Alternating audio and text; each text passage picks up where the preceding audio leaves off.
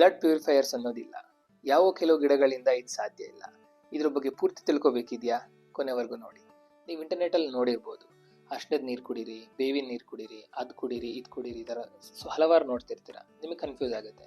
And ಇದೆಲ್ಲ ನಿಮಗೆ benefit ಆಗುತ್ತೆ ಅಂತ ಅಂದ್ಕೊಂಡಿದ್ದೀರಾ? ಇಲ್ಲ. ಆಯುರ್ವೇದ ಪ್ರಕಾರ ಅರ್ಶಿನ ನಿಮ್ಮ ಬಾಡಿಯಲ್ಲಿ ಅಬ್ಸರ್ವ್ ಆಗಬೇಕಂದ್ರೆ ಅದನ್ನು ನಾವು ನ್ಯಾಚುರಲ್ ಫ್ಯಾಟ್ಸ್ ಲೈಕ್ ಮಿಲ್ಕ್ ಇಲ್ಲ ತುಪ್ಪದ ಜೊತೆ ತಗೋಬೇಕು. ಇದ್ರ ಜೊತೆಗೆ ಕಾಳುಮೆಣಸು ಪೌಡರ್ನ ಕೂಡ ಹಾಕೋಬೇಕು. ಆವಾಗಲೇ ನಮ್ಮ ಬಾಡಿಗೆ ಅರ್ಶಿನ ಅಬ್ಸರ್ವ್ ಆಗೋದು. ಆಯುರ್ವೇದದಲ್ಲಿ ಕೆಲವೊಂದು ಔಷಧಿ ಗಿಡಗಳಲ್ಲಿ ಬ್ಲಡ್ ಪ್ಯೂರಿಫೈ ಮಾಡುವಂಥ ಪ್ರಾಪರ್ಟೀಸ್ ಇದೆ.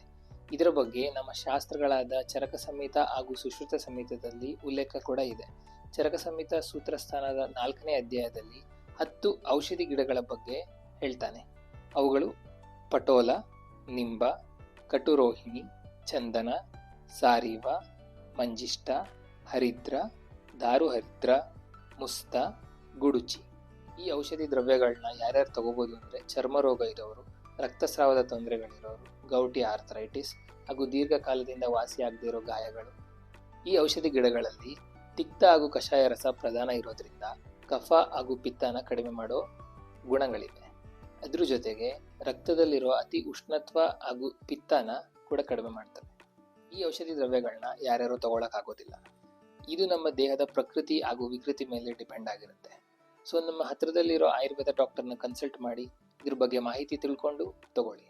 ಹಾಗೂ ಇಂಟರ್ನೆಟ್ಟಲ್ಲಿ ಈ ಬ್ಲಡ್ ಪ್ಯೂರಿಫೈಯರ್ ಅನ್ನೋ ಹೆಸರಲ್ಲಿ ಸುಮಾರು ಮೆಡಿಸಿನ್ಸ್ಗಳು ಸಿಗುತ್ತೆ, ಸುಮಾರು ಪ್ರಾಡಕ್ಟ್ಸ್ ಸಿಗುತ್ತೆ. ಸೊ ಇವೆಲ್ಲವೂ ನಿಜ ಆಗಿರೋದಿಲ್ಲ. ಏನಕ್ಕಂದರೆ ಕೆಲವೊಂದು ಕಂಪ್ನಿಗಳಲ್ಲಿ ಇದನ್ನು ತಯಾರು ಮಾಡೋರು ಹೆಲ್ತ್ ಪ್ರೊಫೆಷನಲ್ಸೇ ಆಗಿರೋಲ್ಲ, ಡಾಕ್ಟರ್ ಬ್ಯಾಕ್ಗ್ರೌಂಡೇ ಇರೋದಿಲ್ಲ. ಕೇವಲ ಮೆಡಿಸಿನ್ಸ್ಗಳಷ್ಟೇ ಅಲ್ಲ, ಆಯುರ್ವೇದದ ಪಂಚಕರ್ಮ ಚಿಕಿತ್ಸೆಯಿಂದ ಕೂಡ ರಕ್ತಶೋಧನವನ್ನು ನಾವು ಮಾಡ್ಕೋಬೋದು. ಉದಾಹರಣೆಗೆ ವಿರೇಚನ ಆಗಿರ್ಬೋದು, ರಕ್ತಮೋಕ್ಷಣ ಆಗಿರ್ಬೋದು, ಬ್ಲೀಚ್ ಥೆರಪಿ, ಇವೆಲ್ಲದ್ರ ಮೂಲಕ ಆಯುರ್ವೇದದಲ್ಲಿ ರಕ್ತಶೋಧನವನ್ನು ಮಾಡ್ತೀವಿ. ಸೊ ಇದೇ ರೀತಿ ಆರೋಗ್ಯ ಸಂಬಂಧಪಟ್ಟ ಮಾಹಿತಿ ಬೇಕಿದ್ದಲ್ಲಿ ಸಬ್ಸ್ಕ್ರೈಬ್ ಮಾಡ್ಕೊಳ್ಳಿ ಸ್ವಾಸ್ಥ್ಯಕ್ಸ್ ಟು ಡಿಸ್ಕವರ್ ವೆಲ್ನೆಸ್ ದ ಸ್ವಾಸ್ಥ್ಯ ವೇ.